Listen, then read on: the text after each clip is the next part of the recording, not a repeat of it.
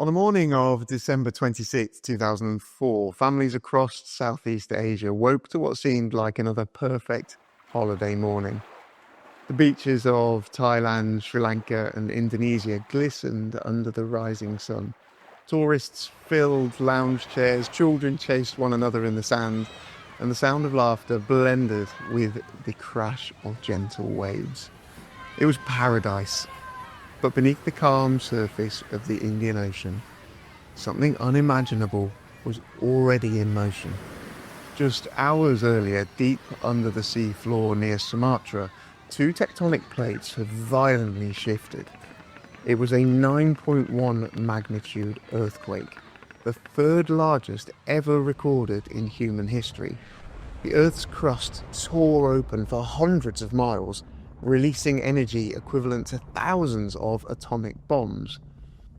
That energy displaced the ocean above, sending a series of giant waves racing outward at the speed of a jet plane. They were invisible at first, just ripples on the surface, but they carried unthinkable destruction. What followed wasn't a single wave, it was a travelling wall of ocean, thin as glass across the deep, invisible to the eye, but moving faster than a jet. Out at sea, it barely looked like anything at all, but as it raced towards shallow shores, it rose higher and higher, swelling into a force no one could outrun. Imagine the towering waves in Interstellar's Miller's Planet, not quite that tall, but just as merciless, just as unstoppable. Paradise was about to be swept away. The waves spread in every direction toward Indonesia, India, Sri Lanka, and Thailand. Millions of people were in their path, and almost none of them knew what was coming. One of those families was the Belon family from Spain. Maria, her husband Enrique, and their three sons, Lucas, Thomas, and Simon, had chosen Khao Lak, Thailand, as the perfect Christmas getaway. Their resort was luxurious, with palm trees swaying gently above the pool. That morning, Maria watched her boys splashing and laughing. It was a moment she would later say felt almost too perfect, like time had slowed down to give her one clear memory before everything changed forever. Just before 10 a.m, the ocean began to behave strangely. The tide pulled back unnaturally far, leaving boats stranded and sea creatures flopping helplessly in the sand. Many tourists, unaware of what this meant, rushed forward to take photos. Children giggled as they collected shells and stared at fish trapped in shallow pools. But a few people knew exactly what it meant. Locals who had lived by the sea all their lives had heard the warnings from their parents and grandparents. If the water ever vanishes like that, run for your life. In Sri Lanka, some fishermen sprinted inland shouting for people to escape. On one Thai beach, a 10-year-old British schoolgirl remembered a geography lesson describing this exact phenomenon and begged her family to flee. Those who listened survived. Here's a video of the young girl, Tilly Smith. I remembered because I had been taught it in the geography lesson, and it was the exact same froth, like you get on a beer. It was sort of sizzling. I said there's definitely going to be a tsunami, and my mum didn't believe me. She didn't react, and so she just kept on walking. And my dad sort of believed me, and Holly, my sister, was getting really scared, so she ran back to the pool. And then my dad went back with her. And then I said, right, Mum, I'm definitely going. There is definitely going to be a tsunami. My dad told the security guards, and the security guards told the people on the beach, because there was quite a few families on the beach, just in the water. Unfortunately, most, though, had no idea. They mistook the drawback for a once-in-a-lifetime spectacle, not the final warning before catastrophe. A wall of water, taller than the palm trees, was rushing towards the shore. Locals screamed and pointed, but it was too late. The wave hit with the force of a freight train. Buildings crumbled instantly. Palm trees were ripped from the ground like weeds. Cars, boats, people were thrown into the air as if they were weightless. The sound was deafening, like thunder, like explosions, like the earth itself tearing apart. The ocean covers more than 70% of our planet, yet it remains Earth's greatest unknown. Scientists estimate that we've mapped and explored only about 20 to 25% of the seafloor in detail. That means most of it, mountain ranges taller than Everest, trenches deeper than anything on land, ecosystems we've never seen, remains hidden in darkness. Incredibly, we know more about the surface of Mars and the Moon than we do about the deepest parts of our own oceans. But what we do know shows us the ocean's staggering power. Every wave carries the weight of countless tons of water. In a storm, that energy can snap ships in half. A tsunami, born from a single violent shift in the Earth, can move faster than a jet and strike with the force of multiple nuclear bombs. Currents circle entire continents, shaping weather and climate for billions of people. The challenge of exploring it is immense. At great depths, the pressure is crushing, enough to implode steel. Temperatures plunge near freezing, while hydrothermal vents scold with boiling heat. Life survives there, resilient and alien. The ocean is not only vast and mysterious, it's a reminder of nature's unmatched strength. When the tsunami came, Maria had only a second to react. She lunged towards her son Lucas, grabbing his arm. The rest of her family, her husband and 2 younger sons, were just steps away, but in the blink of an eye, they were gone.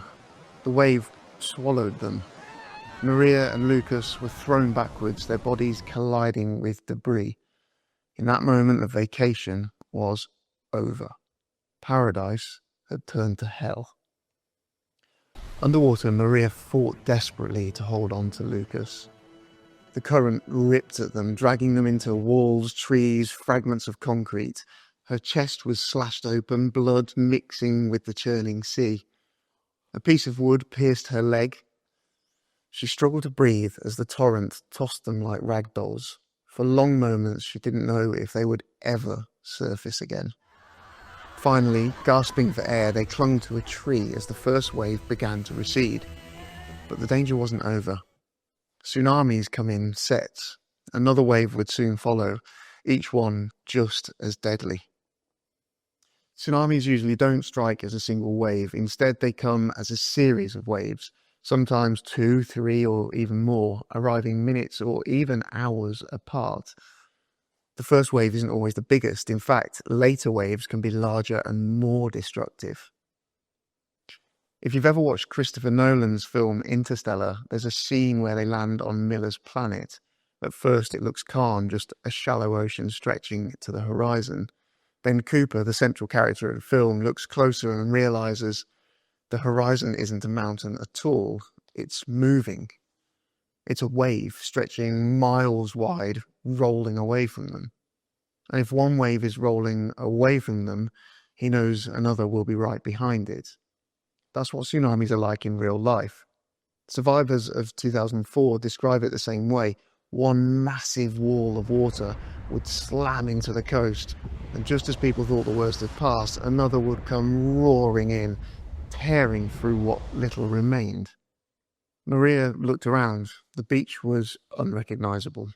Where there had been rows of lounge chairs and umbrellas, now there was only destruction. The water itself was a monster. It wasn't just water anymore, it was filled with everything the wave had torn apart. Roofs, trees, glass, chunks of concrete, twisted metal, even cars, all churning together in a violent mixture. You had no idea what was in that water. One moment it was a piece of sharp wood slamming into your back, the next it was shards of glass slicing your arms. Broken furniture and jagged metal tore at anything in their path. Every second brought a new impact, a new cut, a new threat that could knock you unconscious or pull you under for good. People weren't just drowning, They were being beaten, cut, and crushed by the very debris they were trapped in. Screams filled the air. Debris floated past. And then Maria heard something else. A child's cry. Through the chaos, Maria spotted another boy clinging desperately to a tree. He was not her son, he was a stranger, but he was terrified and he was alone. With her own strength failing, Maria made a decision that could have killed her. She pulled herself free and swam toward the child, fighting the current with Lucas still by her side. Inch by inch, she reached him, dragging him close. Now she was clinging to life for 3 people: her son, herself, and this stranger. The second wave came roaring in. Maria screamed for the boys to hold on. The water crashed over them, tearing at their bodies, trying to rip them apart. But the tree held, and somehow, so did they. When the water finally calmed, Maria realized they had survived the second wave. But she was battered and bleeding, barely conscious, but they were alive. Hours later, locals pulled them to safety, rushing them to a makeshift hospital. Maria's injuries were severe, deep gashes in her chest and leg, but Lucas was alive, and so was the boy they had saved. Days later, in the chaos of overrun hospitals and refugee camps, Maria found Enrique and her other 2 sons. Against impossible odds, every member of the Bellon family had survived. The reunion was one of the few miracles in a sea of tragedy. The Bellon family story became one of the most famous accounts of the 2004 Indian Ocean tsunami. It even inspired the 2012 film The Impossible. But theirs was not the only story of courage that day. In southern India, fishing villages were annihilated within minutes. Yet even among the devastation, survivors pulled strangers from the water, shared food, and used broken boats as rafts to ferry the injured. In one village, a group of young men formed a human chain, bracing themselves against the current to rescue children being swept out to sea. Some lost their lives while saving others, but they became local heroes, remembered for their bravery. In Indonesia, the country hit hardest of all. The destruction was almost unimaginable. Banda Aceh, a city of 300,000 people, was nearly erased. Entire neighborhoods disappeared, leaving only rubble and silence. Yet even there, stories of resilience emerged.